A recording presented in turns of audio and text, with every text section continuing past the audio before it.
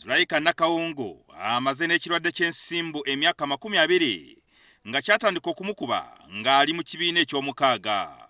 Kinzijukira nali mu kisaawe twali tupaka mupiira nagenda okudda engulu nga ndi mu sick bay ne baŋŋamba nti nabadde ndi mu kubaka mupiira ne ngwa wansi. Ku ssomero gye yali asomera Zulaika yafuuka ekisikererwa era baatuuka n'okumugobayo. Mama wange we yajja okunkima ku ssomero baamugambira nti omwana ono ayinza okufuuka ekisekererwa mu banne.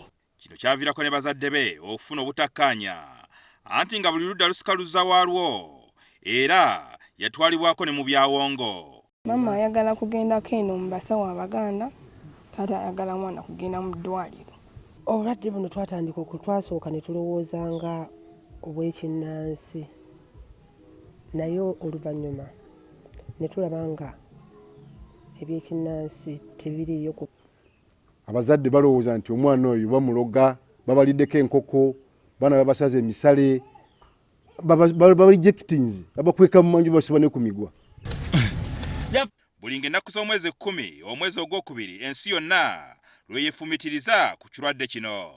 Olwaleero abamu ku balwadde n'ab'eŋŋanda zaabwe bakedde kudduka okumanyisa bannayuganda ekizibu ky'ekirwadde kino.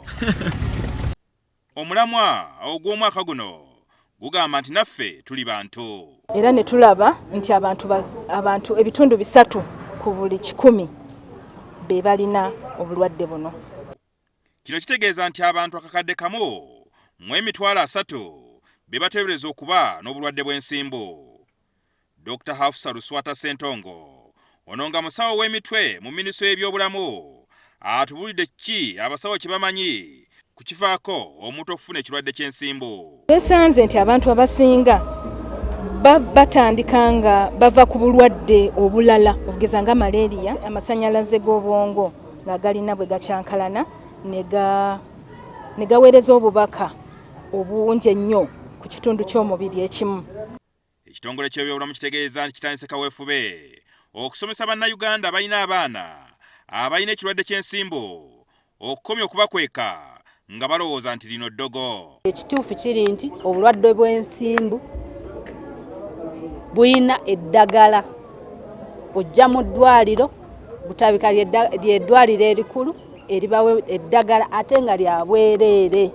Ye Nakawungu yasulawo omulimu gwe ogwa bbanka n'egatta ku kitaawe Abudu Kyabangi ne muganda we batandiseewo ekitongole ekigenda okuyamba abantu abalina ekirwadde kino. Twadde mu mbeera ya tension okumufaako, okumuwa eddagala, okumuliisa paka lwavuddemu omuntu kirabika bulungi nnyo tusagamba nti alina ensimbu. Jingo Francis, NTV, ku ssaawa emu.